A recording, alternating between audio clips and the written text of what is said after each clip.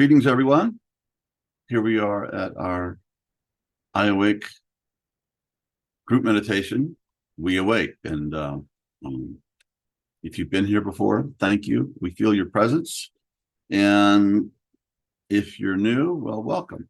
And what we do here is we pick one of the entrainment tracks from our pretty large library after all these years of transformational tracks that are aids to brain function and, in this case, to help meditation. And why it helps meditation, because it entrains the brain to these deeper, in a few minutes. It takes about, science says it takes about 8 minutes. May vary the tracks, or maybe the individual, but anyway, the best science that we know says it takes about 8 minutes for the entrainment to happen. But in just a few minutes, you can be at a brainwave level that would normally take many years of, dedicated practice in just traditional meditation, in a monastic type of life, or just a very dedicated practice. So it's a big help. And it also seems that if you do use this technology for a while, then when you meditate without it, you still find that there's some kind of groove that's created in the brain. I know it's very technical language, but it helps you get down to the same kind of stillness. And what's the purpose of meditation? Well, there's a whole bunch of purposes, but just for the sake of our practice this morning is to stop identifying with the content of consciousness. Because normally that's what we do, with our thoughts, our emotions, our feelings, our stories about ourselves, individual, cultural, historical, ancestral, that's just what we focus on. And that's not a bad thing. That's just the way this incredible thing, the non-artificial intelligence, that is the human brain, does. But there is a time to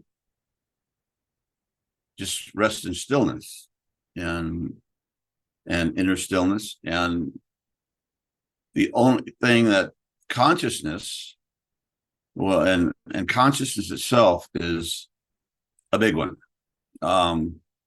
It's quite a mystery, especially for scientists. And it's called the hard problem of consciousness. They don't know how to explain what consciousness is. Well, what is consciousness? It's awareness. What is awareness? Well, it's consciousness, and it's just this redundant thing, and they haven't been able to figure it out. And I've been doing a series of conversations, myself and Roger Walsh, on our podcast, Deep Transformation, with A.H. Almas, or Hamid, as we like to call him. That's his pen name, A.H. Almas. And he studied physics at UC Berkeley. And he said at one point, he tried to work out a mathematical formulation that would explain consciousness. And I asked him about that, and he just said there were too many variables. So this he's absolutely brilliant. You should really check out the conversations, but it's very hard time. It's hard pinning it down. But one thing we know, that the only thing that can be aware of consciousness is consciousness. So your own awareness of the awareness is what we're going for in the meditation. And with that, a lot of things can happen. You can just be out of the drama of your life for a while, or out of the pain of your depression, or out of the, whatever's going on, and just rest in consciousness, being aware of consciousness. And if you can't stop the thought forms, it should be easier with this track. It's in theta. By the way, brainwave was a really good meditation track. It's kind of the bridge between conscious and unconscious, the dream state and the awake state. Should be able to just observe it. Focus on your breath, and thoughts are coming. Okay. And finally, with a little practice and the aid of this technology, you'll just speed. And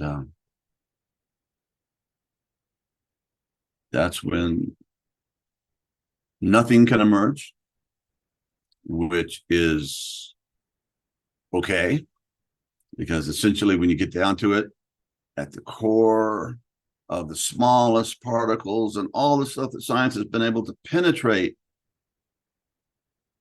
everything is nothing. You know, the Buddhists have been trying to tell us that for, thousands of years now. And what does that mean? I don't know what that means. That means it's a great mystery. If everything is nothing, then how does anything exist? And perhaps the closest we can come to it is rather a poetic, spiritual explanation, is that we are a dream in the mind of God. Okay. And dreams are very strange things. You're in this realm and there's characters and there's things going on, and you can be in Africa in the dream and instantly then be in North America. Okay. And it's just like this realm where things happen instantaneously or fast as the speed of thought. And when you get down to this reality, which is very puzzling, and the deeper we look, the deeper science looks, the more puzzling it gets. And oftentimes they think they're making progress, and it's always, well, maybe the next experiment. So I don't find that terribly frightening. I find that, I don't know, kind of reassuring. They were all a mystery, and that mystery resides in us.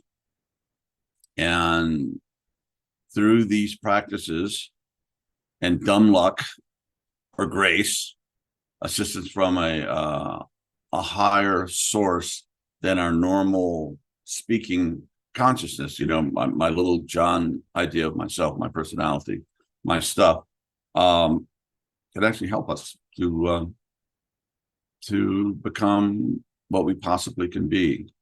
And there is nothing more important than that, to reach your potential in life. And what does that mean? Well, it means a lot of things. My friend and colleague, Dr. Roger Walsh, wrote a book called, I think it's called Essential Spirituality. Anybody know if that's right? And it's a great, thank you. It's a great book. And I've given away lots of copies over the years for a new Roger, personally. And this is one of the things that's constant in the spiritual traditions and the spiritual experiences and different religions, is the idea of service. Okay. That we're here to realize who and what we are and to serve one another. So that's a lot of stuff. But anyway, let's get ready to do the meditation. Sit up straight. Relax your shoulders, your jaw, your tongue, your hands, your feet, knees, thighs. And something I like to do when I start a meditation sometimes is just count slowly from 5 to 0. You can do it from 10 to 0, but it's kind of difficult. Just 5, relax. And when you say 5 and then you say relax in your mind, you just feel a deeper relaxation. Then 4, relax, deeper relaxation. 3, relax, 2, relax, 1, relax. And then when you get to 0, nothing, here we go again, nothing. Just completely relaxed. And from there, just be aware. And consciousness, being aware of consciousness. That's the only thing that can experience consciousness is consciousness. So, and what is consciousness? It is the great mystery that different spiritual traditions have different words for, but let's just talk about it being or God in this case, whatever that means to you. And it's up to you to find out in your own life what that does mean to you. And if you are, if you're looking for it, I think it'll happen. And sometimes quickly, sometimes not, but eventually the path will lead you home. Okay. So shall we?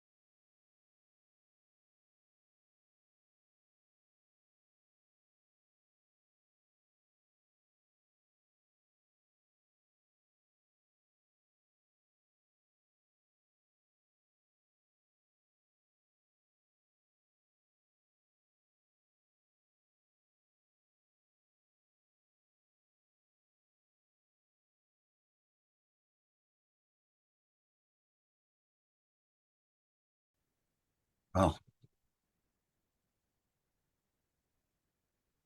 welcome back, everyone. Yeah.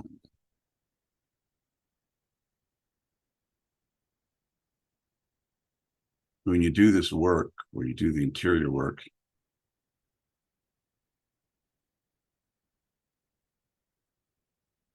well, I never know exactly what's going to happen.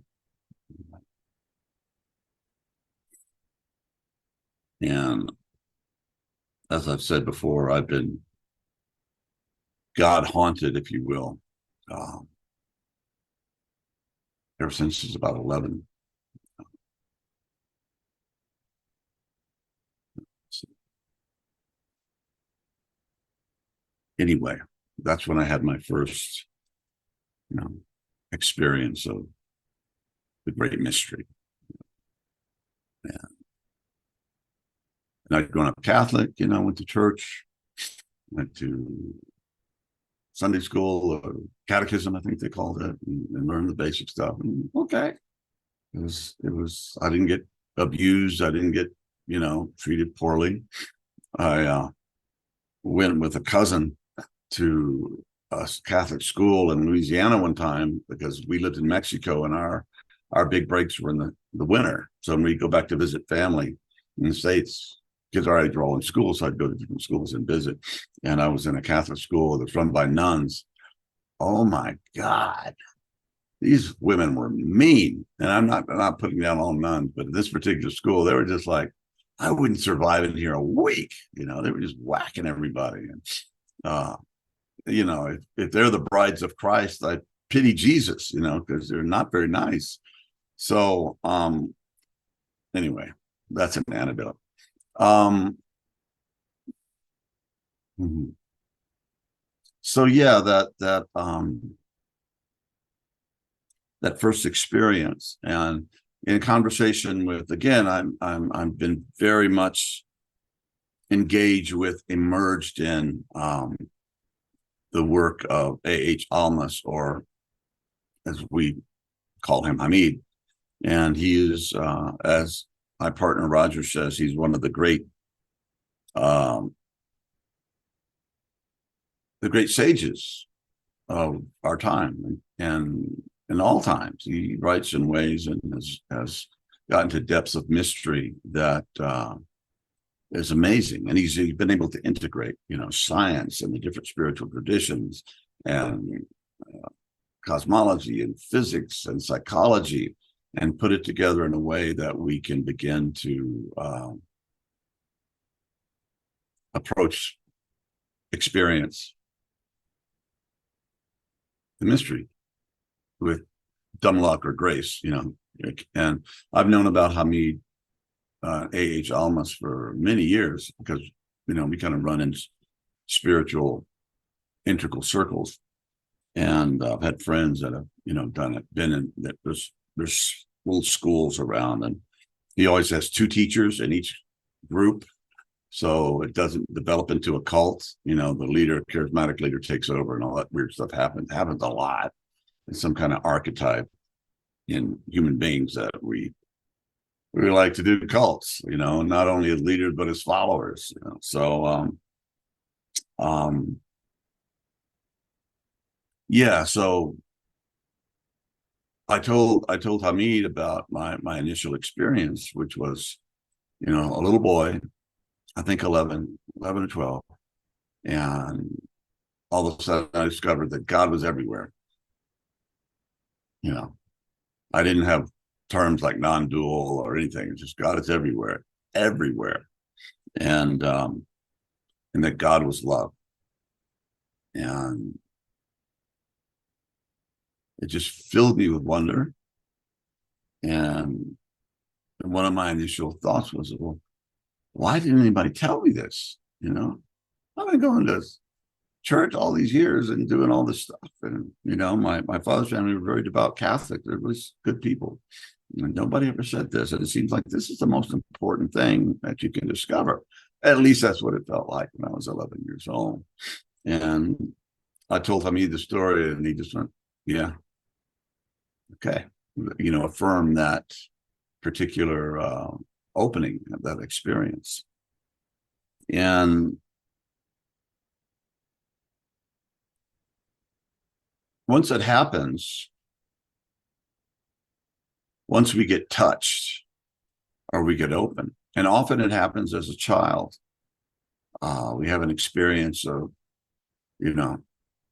looking at a squirrel in a tree, or looking at the stars, or feeling the wind on our faces, and we have this experience of sacredness, of mystery, of awe and beauty and love and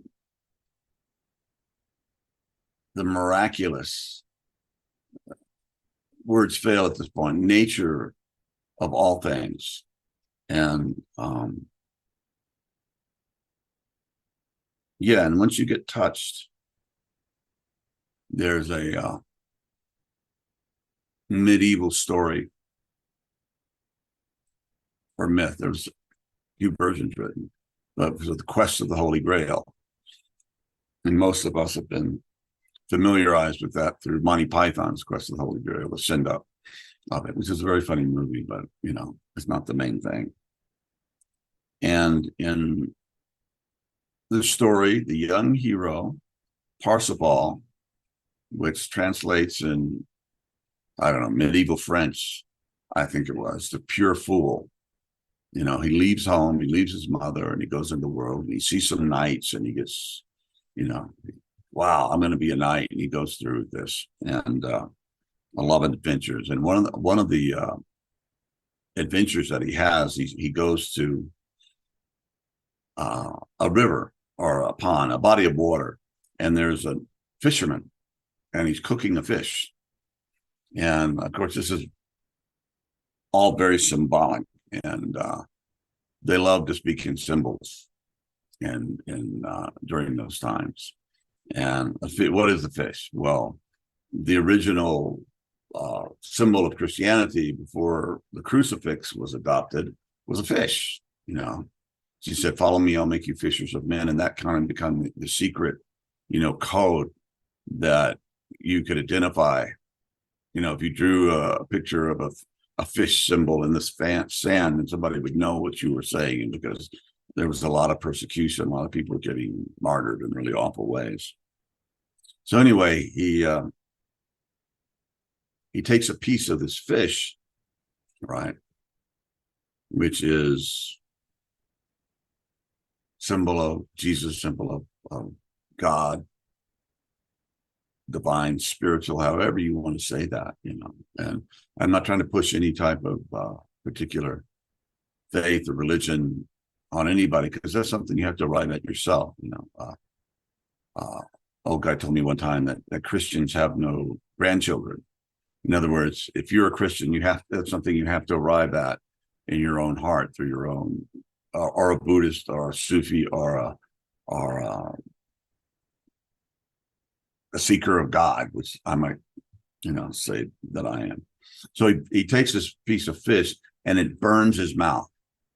He gets wounded by it, and it doesn't heal. And that, to me, is the sacred wound. When you have this taste of that which is beyond ourselves, that which is a great mystery, that which is inside of us and outside of us, and Jesus said that the kingdom of heaven is within, and the Gospel of Thomas, Jesus says the kingdom of heaven is within and without. There's nowhere to go that it isn't there if you have the eyes to see it. And how can we do that? Well, again, grace, dumb luck, and practice. And that's why we do spiritual practice. And often what brings us to, why are we here? Why are we meditating? Because basically we're suffering, okay? That our normal lives are feeling empty and meaningless, and just like, what am I doing?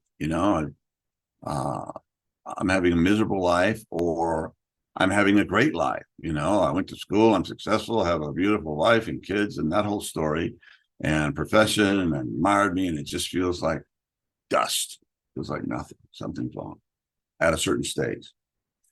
So either we're suffering, or the other thing, we've had that taste, we tasted that fish and we got that sacred wound, we got that burn that won't heal. And that keeps us coming back to the cushion, if you will, or coming back to practice and to prayer and to praying and meditating and seeking and listening to folks that might be ahead of us on the path or behind us, but they have some wisdom to share us. And it's that essential hunger and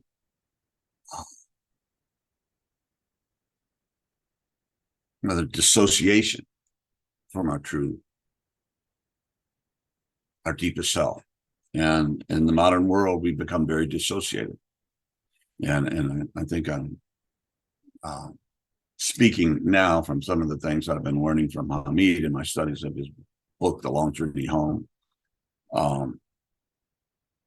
It's not The Long Journey Home, it's The Journey Home. When I started reading Roger, I called it The Long Journey Home because it's a big fat book. And that it's just dissociation from ourself or our soul, right? Because you have the self and the soul. You have the self, which is your ego self, the one that psychology deals with. It gets traumatized, it gets this and that, and that you grow to feel that's your identity. But that is dissociated from your soul or your deepest self. And what is the soul? Well, Hamid writes about it beautifully, but for me, it was like a Venn diagram, the two circles. And the one circle is the everything, okay, being, the mystery, God, spirit, however that comes to you. And the other circle is you. And where those two circles come together, well, that is the deepest part of you, ourselves, where individuality meets the all, okay, being. So we dissociate from ourselves, our deepest selves. We split off. I read a study recently that said that poor Black Afro-American kids in the United States, on average, spend 11 hours a day doing that. My God, what is that doing to us?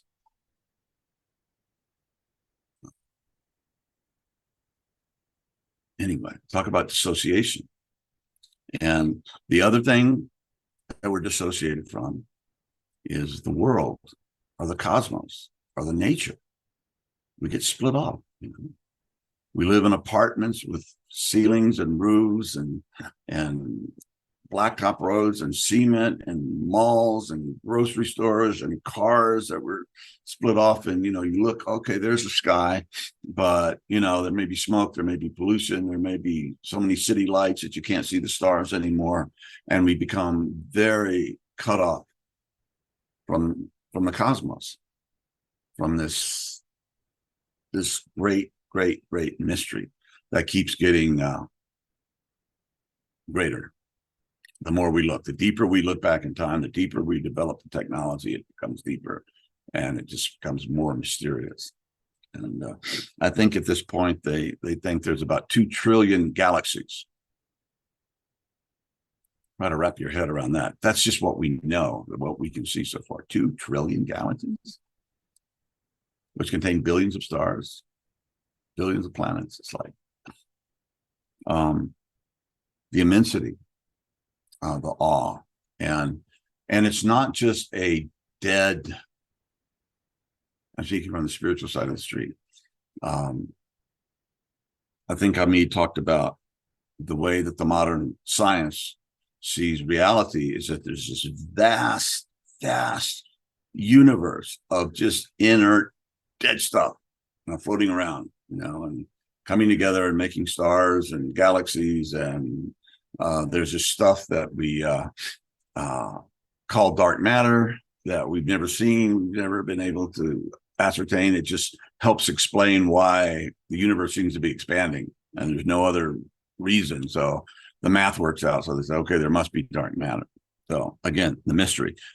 And that, so we, all this inert massive stuff. And then well, as far as we know, there's a sprinkling of perhaps consciousness. We have Earth, we're conscious beings, at least we feel like we are. Okay. And scientists, one school says it's an illusion. We're not really consciousness. It's just our brain playing tricks on us, which is not very satisfying. I don't think that that's true or works at all.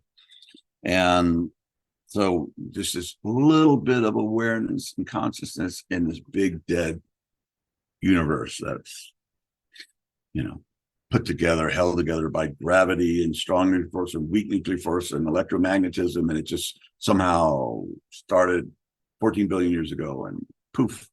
And in a relatively short period of time, 14 billion years is, we can kind of wrap our heads around that. Billions, 1,000 million, those are numbers. It gets to be trillions. That's, my mind starts to go blank. But somehow here we are doing this thing. That's a great mystery. So I don't think the universe is like that at all.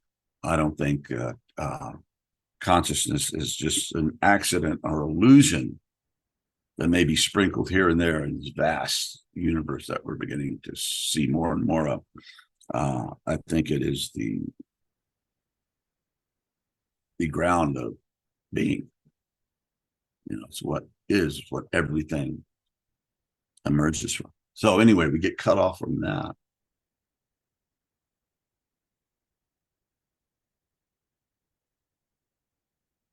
From ourselves, from nature, and from, what's the third one? Being, or God, the great mystery, the spirit that moves through all things, the things that human beings have been searching for our whole history, as far as we know, about human beings. Even the earliest remains of our ancestors, maybe even before they were Homo sapiens or Homo sapiens, whatever, had some kind of spiritual practice in the way they buried people, and there's traces of it. And then the ancient artwork, and it's always been a part of us, and we've largely been cut off from that. And the modern industrial revolution, that's created this incredible technology we're using. I think our religions have largely failed us. What happened? It's like when I had when I first tasted the fish, if you will, I had that first spiritual experience. It never dawned on me, not once, in retrospect, looking back, to go and ask a priest, what the heck is going on here, Father? Because I never felt any of that stuff that I was feeling in a priest or in church, and it doesn't make them evil or bad. It just makes them like the rest of us, very dissociated. So with this journey home that we're on, we begin to bring it back together. Self, soul, cosmos, universe, being, God begins to, and it's one thing. There it is.